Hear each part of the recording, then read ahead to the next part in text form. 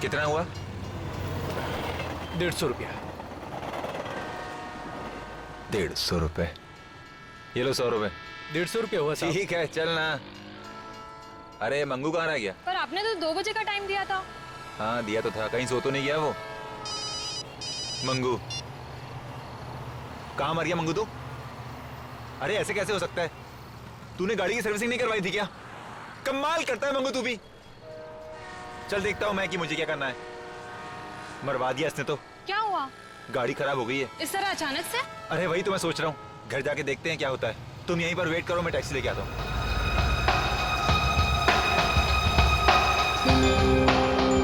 ये लो आ गई taxi. Taxi कहाँ जाएंगे साहब? श्याम नगर चलोगे? क्यों नहीं चलेंगे सर? Thank you. आओ।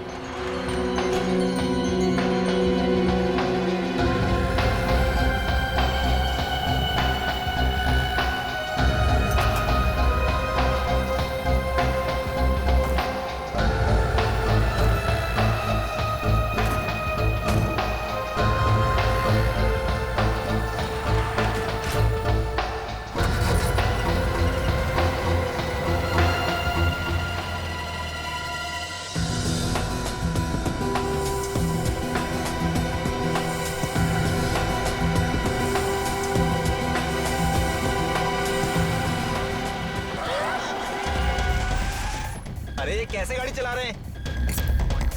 अबे पी रखी है क्या? मरने के लिए मेरी गाड़ी में थी। अबे मुंह बंद कर।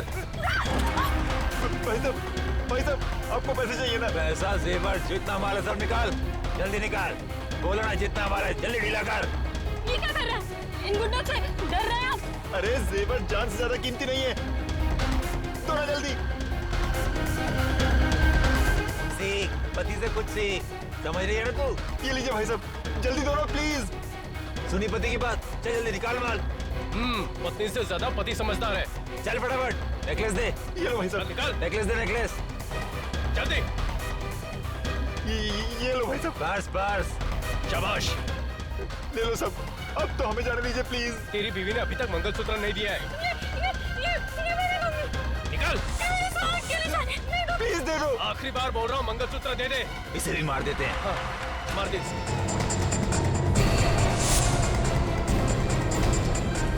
अरे कहाँ भाग गई वो? उस तरफ। ए लड़की, हाथ दिखा है, रुक जा। चल पकड़। रुक जल्दी रुक, रुक लड़की।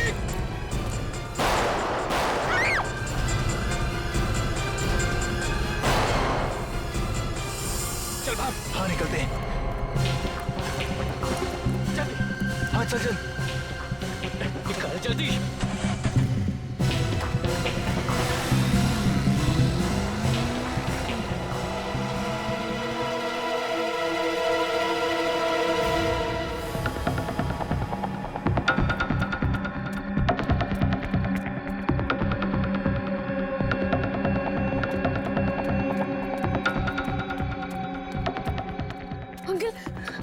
अंकल मदद कीजिए ना मेरी। क्या हुआ बेटी? मेरे पास ज्यादा वक्त नहीं है। वो आप सीडीआई को फोन कीजिए ना प्लीज। सीआईडी? तुम्हारा मतलब सीआईडी से है क्या? हाँ वही सीआईडी। अंकल प्लीज वो सीआईडी को फोन कीजिए ना। ठीक है अभी करता हूँ। हेलो। गोपी, आपने बहुत बहादुरी का काम किया है। एटीएम वाले अंकल को आपने ही बोला था ना हमें फोन करके बुलाने के लिए। हाँ। अब आप लोग बिल्कुल मत घबराइए, हम लोग आ गए। साहब अपने सब लोगों ने क्यों मारा? प्रीति का क्या होगा? मेरे भैया ने किसी का क्या बिगाड़ा था? हम आपकी तकलीफ समझते हैं, हम इन खूनियों को जल्द से जल्द पकड़ेंगे और इन्हें सजा दिलवाएंगे। गोपी, आप ये बताओ कि कितने लोग थे? वो 2 लोग थे, मोटरसाइकिल पे थे। एक ही मोटरसाइकिल पे थे या? एक ही मोटरसाइकिल पे थे। उनका चेहरा देखा आपने या चेहरा ढका हुआ था? उनका चेहरा ढका हुआ था, हेलमेट से। और कुछ देखा आपने? नहीं, वो लोग गोलियां चला रहे थे। मैं बहुत डर गई थी और किसी भी तरह टैक्सी से प्रीति को निकालकर यहाँ से भाग निकली। अच्छा, ये ड्राइवर कहाँ गया? आपने देखा? उसे गोली लग गई थी। ड्राइवर को भी गोली लगी थी? मेरे सामने उसे गोली लगी थी। सर आगे दोनों सीट पे खून का निशान तक नहीं है। वही तो, मैं भी वही सोच रहा हूँ।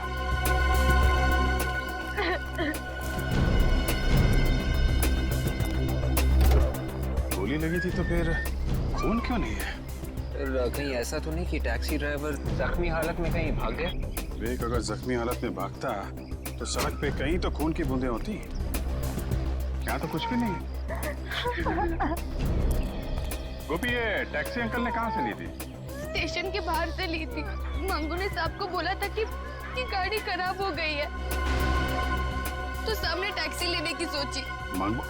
मंगू कौन है? हमारे साहब का ड्राइवर। तो गाड़ी खराब हो गई थी इसलिए अंकल ने टैक्सी ली। जी। कहाँ रहता है ये मंगू? हमारे घर के बाहर ही खोली है उसकी।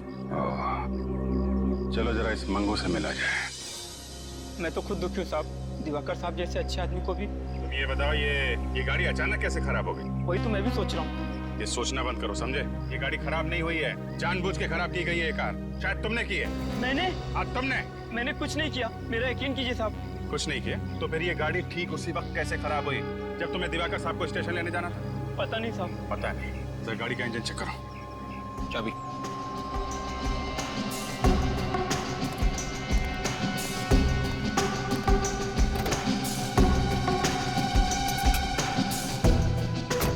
हटिए।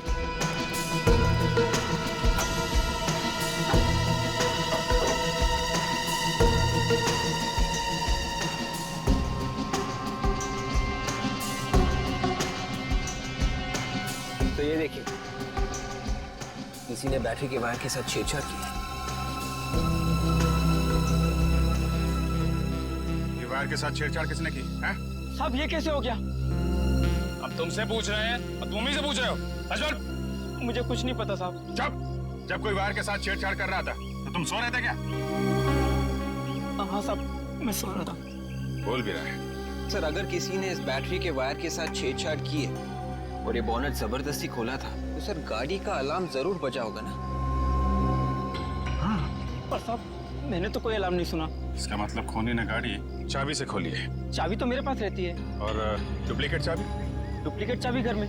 घर में? कहाँ है? दिखाओ तो।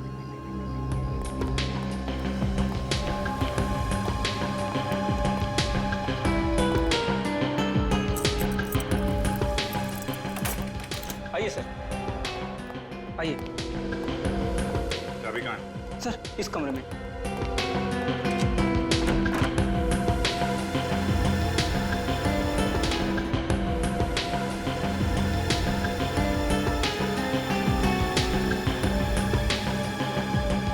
ये सब क्या है? सारा सामान बिगड़ा पड़ा है।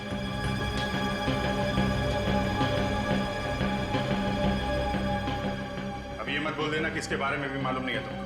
नहीं साहब, मुझे कुछ नहीं पता। अच्छा ठीक है, वो दूसरी चाबी कहाँ है? हाँ साहब, वो चाबी इस ड्रॉर में है।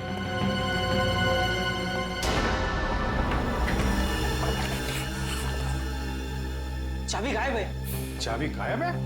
सर, इसका मतलब चाबी घर के अंदर से चुराई गई है। हाँ विवेक, चाबी यहाँ घर के अंदर से ही चुराई है। कैसे?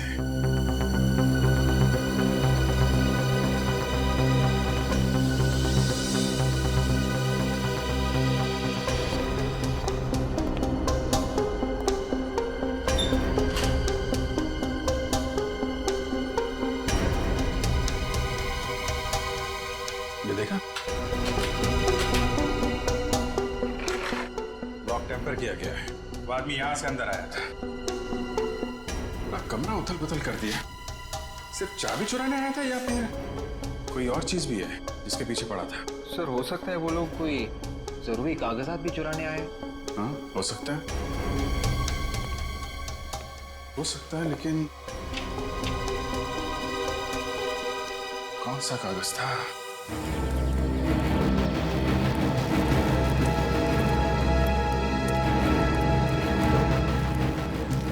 ये इस ट्रैक्टर का इंचार्ज कौन है?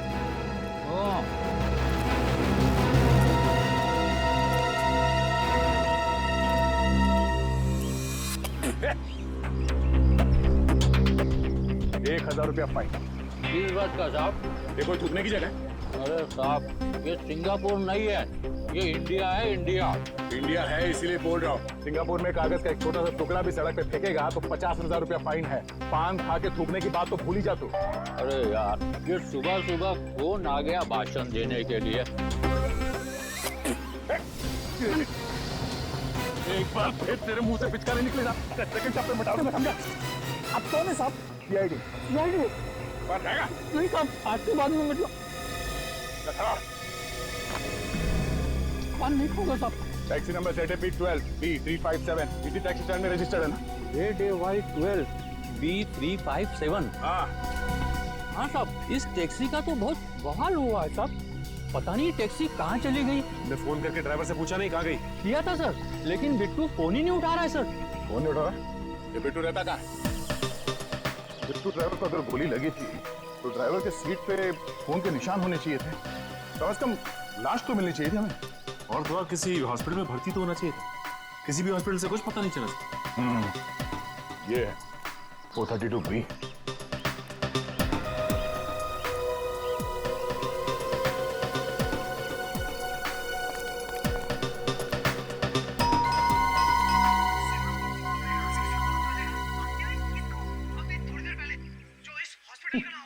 लगता है बिट्टू को टीवी देखने का बड़ा शौक है।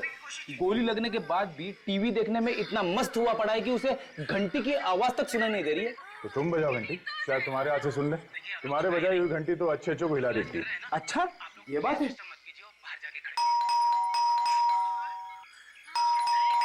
सचिन, बेड़ी की घंटी बजाने के बाद भी उसने दरवाजा नहीं खोला? फिर देर किस बात की? हटो।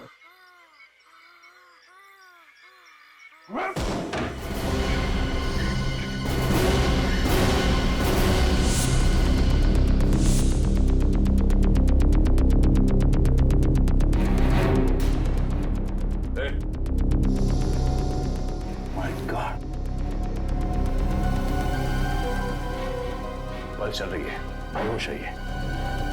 सर पे चोट लगी है, शायद इसकी वजह से बेहोश हुआ है। पानी मारो। लगता है वही गुंडे होंगे जिन्होंने दिवाकर को मारा। हाँ वही है। देखो आप लोग कौन है? घबराओ नहीं, हम लोग सीआईडी से। तुम बताओ यहाँ क्या हुआ?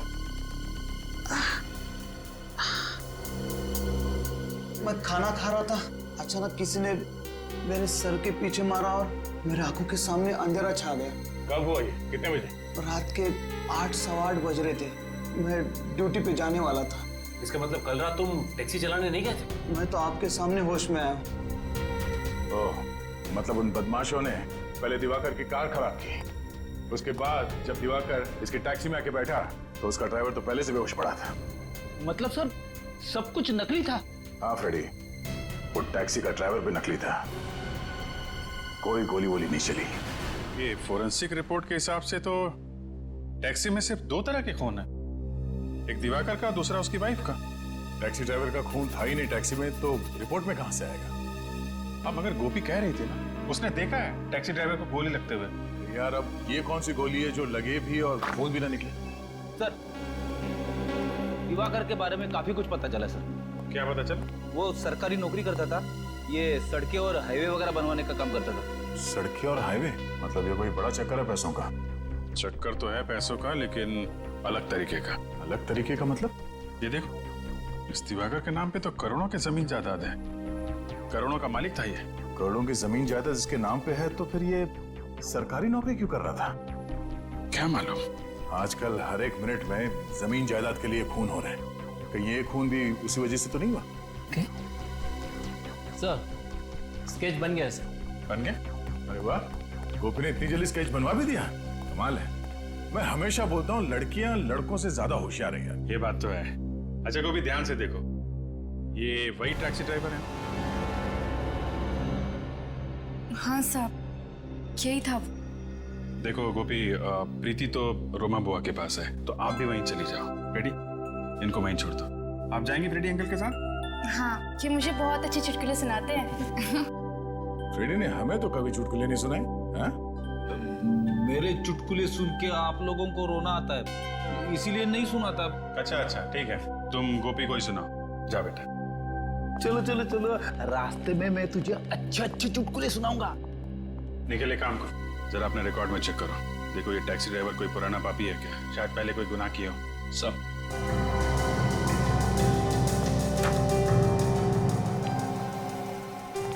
बेचारी गोपी का एक ही सहारा था ये परिवार, अब वो भी गया।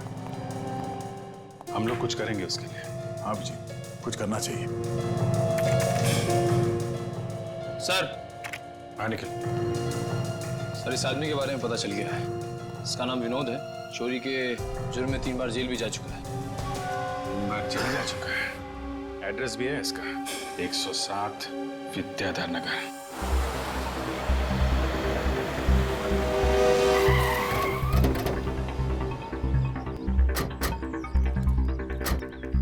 ये होगा? हाँ सर, ये होगा। चलो देखते हैं।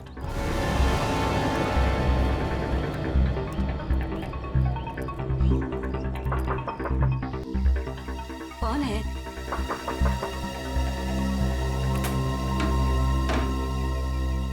आप? ये विनोद है घर में? विनोद? पर आप लोग कौन है? हम लोग सीआईडी से। सीआईडी? आप विनोद की माँ हैं? हाँ, मैं ही वो अभागी माँ हूँ जिससे अपने ही बेटे को बेटा कहने में शर्म आती है। विनोद चोर कैसे बना? तुम सीआईडी ऑफिसर कैसे बने? है इसका कोई जवाब? नहीं। वही बचपन में दूसरों के खिलौने चुराया करता था। सोचा बच्चा है, समझ जाएगा, पर बड़ा होके बड़ी बड़ी चोरियां करने लगा। बड़ा चोर बन गया। आपका बेटा विनोद अब चोरी से भी बहुत आगे निकल गया है, खूनियों के साथ मिल गया है। खूनियों के साथ? जी हाँ, कल रात एक पति पत्नी का खून हो गया। मगर विनोद का उनसे क्या संबंध है? विनोद उन खूनियों के साथ मिला हुआ है। हे भगवान, अब तो यही दिन देखना बाकी रह गया था। अच्छा हुआ विनोद के बाबा ये दिन देखने के लिए जिंदा नहीं रहे, वरना वो तो जीते जी मर जाते थे। ये विनोद कहाँ है? घर में तो नहीं है? 2 साल से वो आया ही नहीं है। 2 साल पहले आपके पास कोई फोन नंबर वगैरह छोड़ के गया क्या? नंबर तो नहीं छोड़ा, पर उसकी चिट्ठियां आती रहती है। वो चिट्ठियां हैं या फाड़? फाड़ूंगी कैसे उन्हें? वो चिट्ठियां एक ही तो निशानी है मेरे बेटे की, सीने से लगा के रखी है। क्या हम वो चिट्ठियां देख सकते हैं? मैं लाती हूँ। ये विनोद तो बड़ा ही गिरा हुआ इंसान है। अपनी माँ तक का ख्याल नहीं किया उसने। ये लीजिए।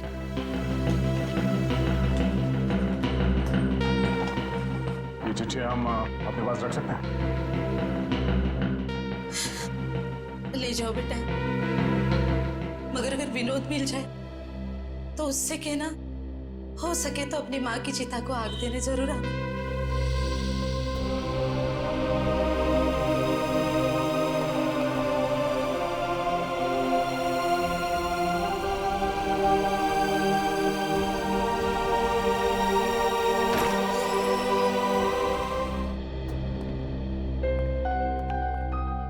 Hello officer, I am Makaran, Diwakar का दोस्त, वकील, सलाहकार, जो भी कहिए सर।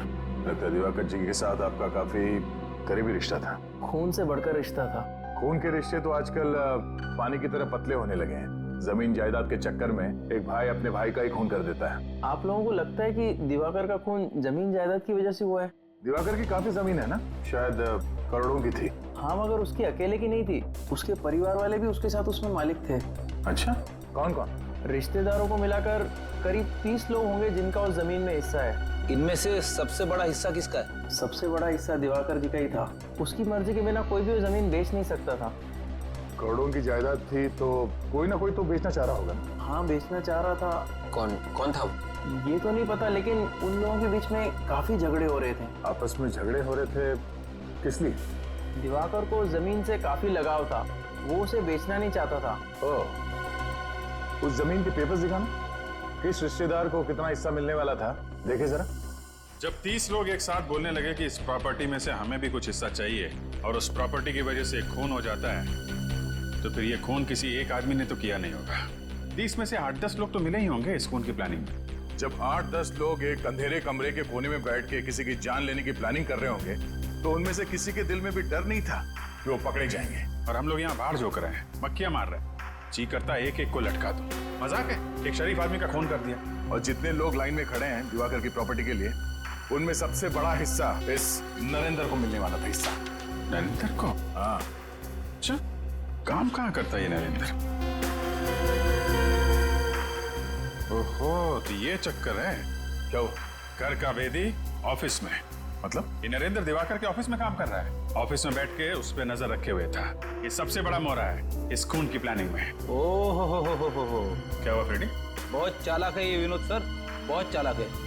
हर चिट्ठी पे अलग अलग पोस्ट ऑफिस के स्टैंप लगे हुए, हर चिट्ठी अलग अलग पोस्ट ऑफिस से। अच्छा, और तो और सर, ना जाने क्या क्या लिखा है इन चिट्ठियों में। ये देखिए सर, और ये उसने अपनी माँ को लिखा है।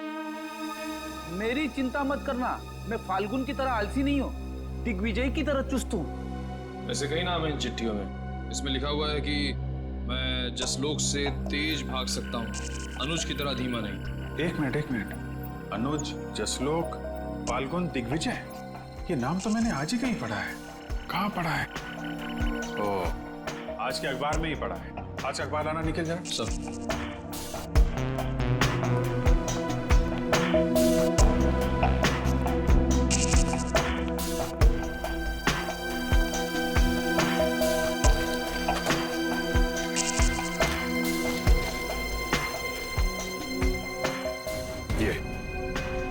ये देखो, ये चारों क्रिकेट खेलते हैं। रॉकी क्रिकेट क्लब के लिए खेलते हैं। मुझे लगता है ये विनोद क्रिकेट का बहुत बड़ा दीवाना है। संडे को फाइनल मैच है। रॉकी क्लब फाइनल मैच में पहुंच गया है, बारमूला स्टेडियम में फाइनल में। ये रॉकी क्रिकेट क्लब फाइनल में है तो हो सकता है विनोद फाइनल मैच देखने जाए बारमूला स्टेडियम। मैच संडे को है। संडे को है, तब तक इस नरेंद्र से मिल लेते। दरवाजा खुला है। नरेंद्र नरेंद्र ही है। सर, नरेंद्र जी के स्टडी रूम में वैसे पेपर बिखरे पड़े जैसे दिवाकर जी के स्टडी रूम में बिखरे पड़े थे। ऐसे कौन से पेपर्स ढूंढ रहे हैं ये खूनी दिवाकर और नरेंद्र के घर में, जिसकी वजह से एक के बाद एक वो खून किए जा रहा है।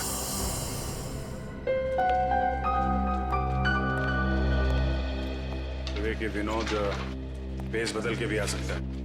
आंख कान खोली रखो।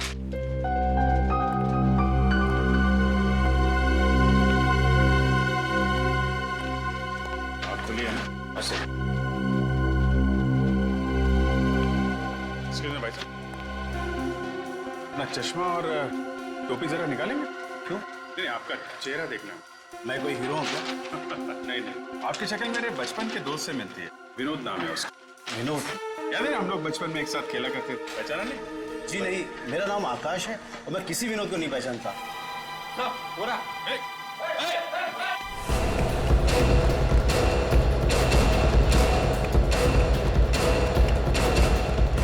कहाँ भाग रहा है?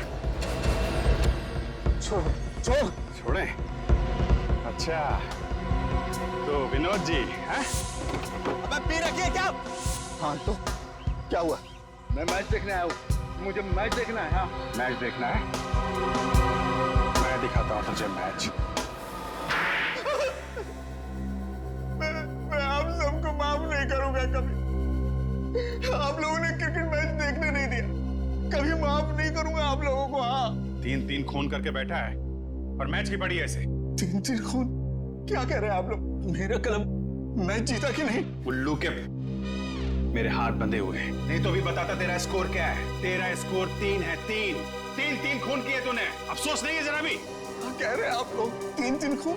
मैं तो सिर्फ चोरियां करता हूँ साहब।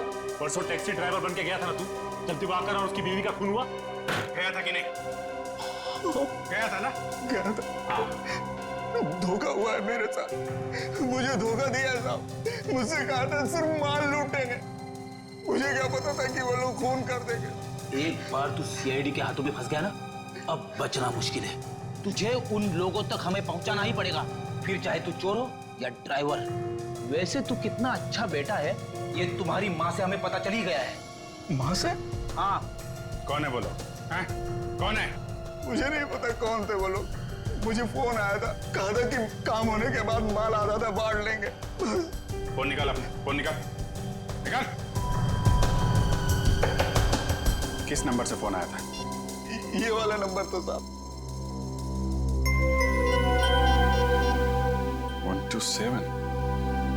हेलो, ये कहाँ का नंबर है जी? क्या? ओके, नहीं मैं बाद में करता हूँ। Thank you very much. कहाँ का नंबर है? रोडवेज डिपार्टमेंट का। रोडवेज का नंबर है सर ये? हाँ, ये नरेंद्र और दिवाकर दोनों रोडवेज डिपार्टमेंट में काम करते थे। कहीं इनकी मौत का राज इनके ऑफिस से तो नहीं जुड़ा हुआ है? कहिए, किससे मिलना आपको?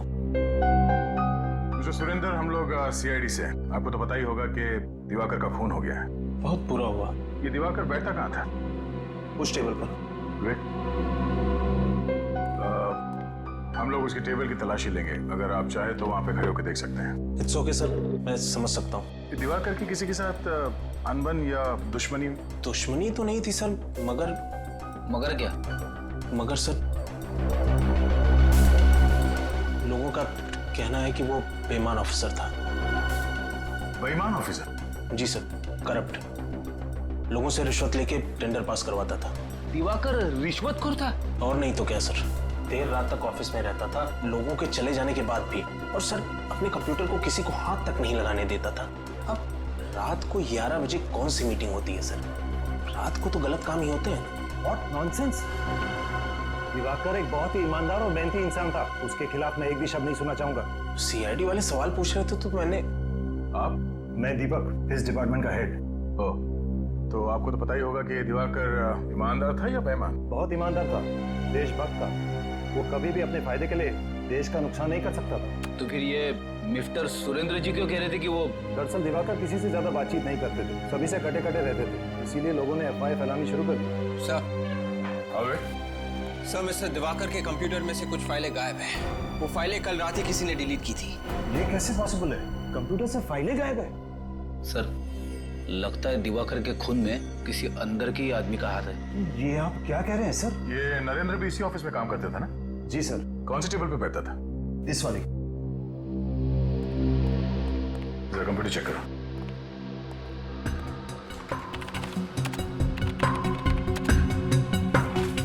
सर, इनके कंप्यूटर से भी कुछ फाइल्स गायब है। इसका मतलब है दिवाकर और नरेंद्र के खून के पीछे प्रॉपर्टी का चक्कर नहीं है। खूनी शायद किसी ऐसे पेपर की तलाश में आया था जिसका संबंध इस ऑफिस से है। सर, अगर ऐसा है तो हमें फौरन इस ऑफिस के लोगों को होशियार कर देना चाहिए सर, कहीं और लोगों ने मारे जाए। नहीं फ्रेडी, इन्हें होशियार कर देंगे तो खूनी होशियार हो जाएगा। पर सर, अब हमारा प्लान क्या है? खूनी को पेपर की तलाश है और हमें तलाश है खूनी की। ये पेपर खूनी के हाथ लगने से पहले किसी तरह हमें मिल जाए तो खूनी अपने आप हमारे कब्जे में होगा। प्लान तो A1 है सर, मगर वो पेपर हमें मिलेंगे कैसे? दिवाकर के फाइल से। विवेक, दिवाकर और नरेंद्र के कंप्यूटर में जितने भी फाइल्स है और उनके ड्रॉर में जितने भी पेपर्स हैं, सब उठा लो। Yes sir.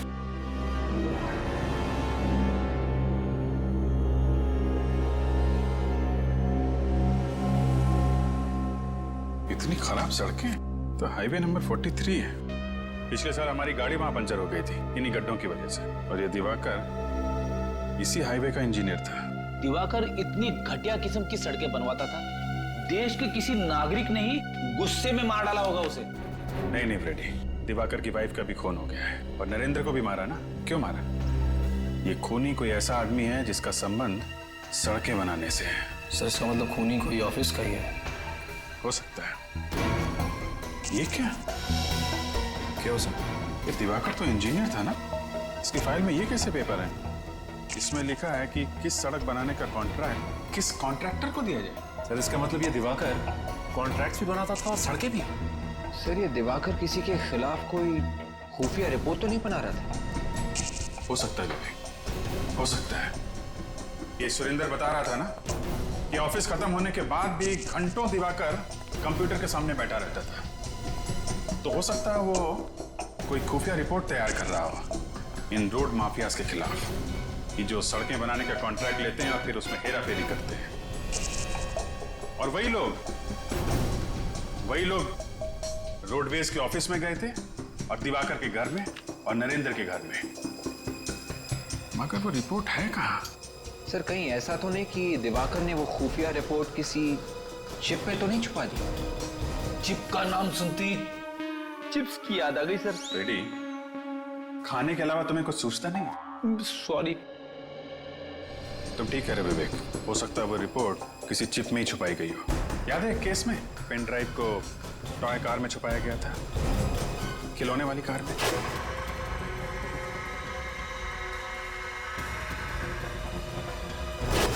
सही है, देखिए सर, दिवाकर की इस डायरी में बाकी के पन्नों पे काम की बातें लिखी, लेकिन इस पन्ने पे ये देखिए साइन बना हुआ। ये निशान तो कहीं देखा हुआ लगता है। कहाँ देखा है? अरे हाँ, ऐसा निशान तो इस प्रीति के लॉकेट में बना हुआ था। उसका लॉकेट इसी आकार का है, तो हो सकता है वो चिप इसी लॉकेट में ही हो। मैं रोमा जी से पता करता हूं। हेलो रोमा जी, मैं अभिजीत बोल रहा हूं। आप प्रीति को लेकर ब्यूरो में आ सकती हैं? नहीं नहीं, कोई खास बात नहीं है। दरअसल हमें उसका लॉकेट चेक करना है। देखिए, शायद उसके लॉकेट में एक चिप छुपा के रखी गई है। और hello hello hello Roma, hello. क्या हुआ सर? लगता है रोमा के ऊपर हमला हुआ है, जल्दी चलो। गोपी गोपी गोपी गोपी, उस तरफ से।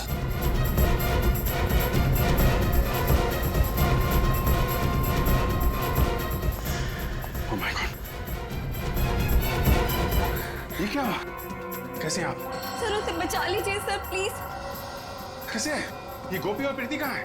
गुंडे गोपी और प्रीति को जिंदा नहीं छोड़ेंगे सर। माय गॉड, आपने उन्हें बता दिया क्या कि प्रीति के लॉकेट में चिप है? हाँ सर, मुझे बताना पड़ा, नहीं तो वो लोग हमें जिंदा नहीं छोड़ते।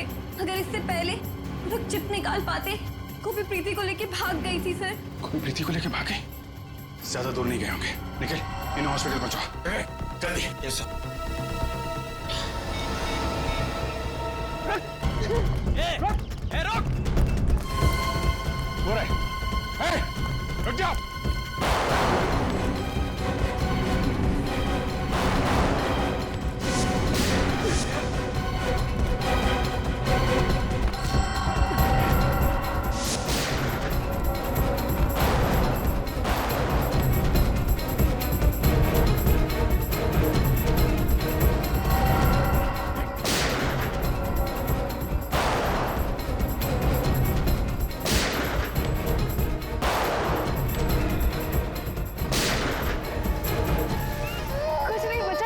कुछ नहीं, रो मत।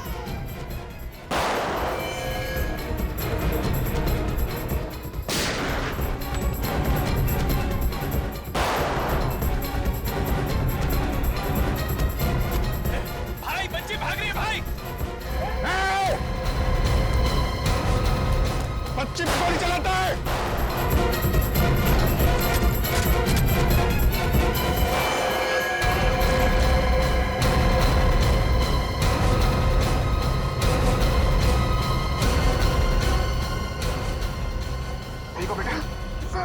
बचा लीजिए, उसे कुछ नहीं होना चाहिए। प्रीति को कुछ नहीं होगा और तुम्हें भी कुछ नहीं होगा। तुम बहुत बहादुर बच्ची हो। बहादुर बच्चों को कुछ नहीं होता। विवेक, हॉस्पिटल लेके जाओ जल्दी। कुछ नहीं होगा तुम्हें गोपी, हम लोग आगे।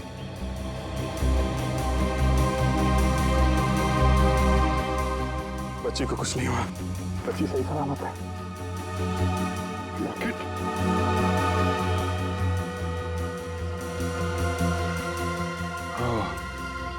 ये है बच्चा जिसके लिए इतना बवंडर मच रहा है। लो भाई, चिप तो मिल गई। देखें इस चिप में क्या छिपा हुआ है। दूध का दूध, पानी का पानी हो जाएगा। पानी आ गया सर मुंह में। मैं आपसे विनती करता हूँ कि आप बार बार खाने पीने की बात मत कीजिए। मेरा यहाँ पे खड़ा रहना मुश्किल हो जाएगा। गलती हो गई भाई, तुम यहीं खड़े रहो, ओके? ये दिवाकर ने लिखा है कि उसके ऑफिस के कुछ लोग पैसे लेके सड़क बनाने का कॉन्ट्रैक्ट बांट रहे थे। पैसे लेके कॉन्ट्रैक्ट बांटते फिरते। सर ये सब पढ़ के तो खून ही खौल जाता है। जिसे देखो तेजद्रोही बना बैठा है। जिन्हें कॉन्ट्रैक्ट मिलता था, घटिया क्वालिटी की सड़क बनाते थे। 6 महीने में सड़कें खस्ता हाल। अरे चोरों की लिस्ट भी है यहाँ पे। तो देखा, सबसे पहला नाम इनका है। मगर पहला नाम इनका है तो फिर पहले ही नहीं बधाई दी जाए। कौन है? अरे इतनी जल्दी है क्या भाई? अरे भाई आ रहा हूँ, भाई आ रहा हूँ। ओहो, इतनी जल्दी है? कौन हो सकता है? आप लोग? साहब है घर में, हम लोग सीआईडी से हैं। जी देखता हूँ साहब, वो 1 घंटे पहले जाने वाले थे, अब शायद चले गए हैं। अब आप लोग यही ठहरिए, मैं बस देख के आता हूँ। अबे रामू, ये क्या कर रहा है यार? अरे साहब जल्दी भागिए, पैर भागिए, पहले सीआईडी बने, सीआईडी जल्दी।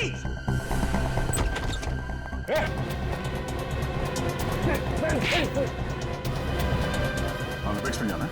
हाँ? फिर किसे कूदने में गोल्ड मेडल, लोगों के पैसे चुरा के खाने में गोल्ड मेडल। हाँ? छोड़ दे, तेरे अकाउंट में 50 करोड़ डलवा दूंगा। तू जरा मुझे चल, तू भी क्या याद करेगा किस रईस से पाला पड़ा तो तेरा। 50 करोड़ का झापड़ खाया कभी तूने? हाँ?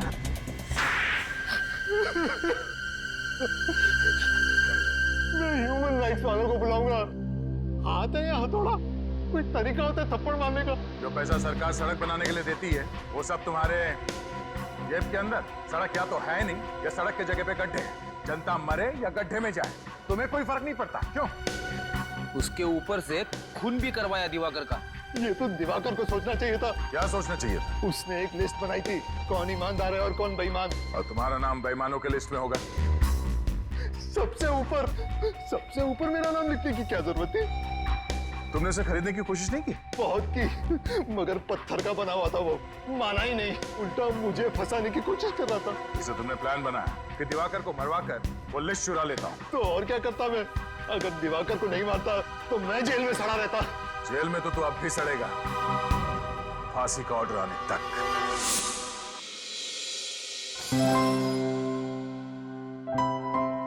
अब तबीयत कैसी है गोपी? बिल्कुल ठीक है साहब। ये बहुत बहादुर बच्ची है, ना इंजेक्शन से डरती है और ना ही दवाइयों से। आप इंजेक्शन और दवाइयों की बात करें डॉक्टर साहब, ये तो गुंडों और गोलियों से भी नहीं डरी, है ना गोपी? हाँ साहब। ये लो गोपी, ये फूल तुम्हारे लिए। तुम्हें फूल बहुत पसंद है ना? हाँ बहुत। कोई बात नहीं, मैं ऐसे प्यार देता हूँ। राइट? ये चॉकलेट्स खा सकती हैं? हाँ, क्यों नहीं? एक्सक्यूज मी, आप बात कीजिए। Nurse please.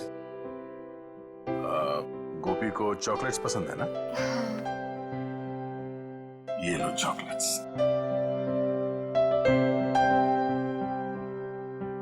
क्या हुआ, रुक क्यों गई? प्रीति कहाँ है? ओह प्रीति, एक मिनट। रेडी? ये रही प्रीति। प्रीति को देख के गोपी के चेहरे पे मुस्कान आ गई। लीजिए ना। ये मेरी छोटी बहन की तरह है। छोटी बहन की तरह नहीं, छोटी बहन ही है। आज से तुम दोनों एक दूसरे का परिवार हो।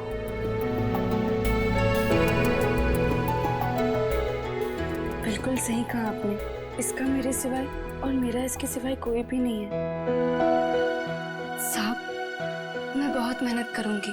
1-1 रुपए जमा करके प्रीति को पढ़ाऊंगी, डॉक्टर बनाऊंगी। डॉक्टर बनेगी ना मेरी प्रीति? सिर्फ प्रीति ही नहीं, तुम्हें भी पढ़ना लिखना है, जिंदगी में आगे बढ़ना है ना तुम्हें। फिर साहब मैं कैसे? आज से तुम लोगों की पढ़ाई लिखाई और परवरिश का खर्चा हम लोग उठाएंगे, जब तक तुम दोनों पढ़ लिख के अपने पैरों पे नहीं खड़ी हो जाती। सच? क्या मैं पढ़ पाऊंगी? हाँ, क्यों नहीं? मैं हमेशा से पढ़ना चाहती थी। क्या मैं सच में स्कूल जा पाऊंगी? ऑफ कोर्स, तुम स्कूल भी जाओगी, तुम यूनिफॉर्म भी पहनोगी और फ्रेडी अंकल तो तुम्हें पहचानेंगे ही नहीं। देखा आप लोगों ने कैसे एक 13 साल की बच्ची ने अपनी जान पे खेल के एक नन्ही सी जान बचाई। यही वीरता, यही बहादुरी अगर आप लोग अपनी जिंदगी में लाएं तो अनेक जुर्म होने से रोक सकते हैं। इसलिए अभी से अपनी कमर कस लीजिए एक अपराध मुक्त समाज के लिए। अगर आप में से कोई भी कहीं पे गोपी जैसे कम उम्र वाले बच्चों को बाल मजदूरी करते हुए देखें तो फौरन पुलिस को बताएं। आपकी थोड़ी सी जागरूकता किसी की जिंदगी बदल सकती है।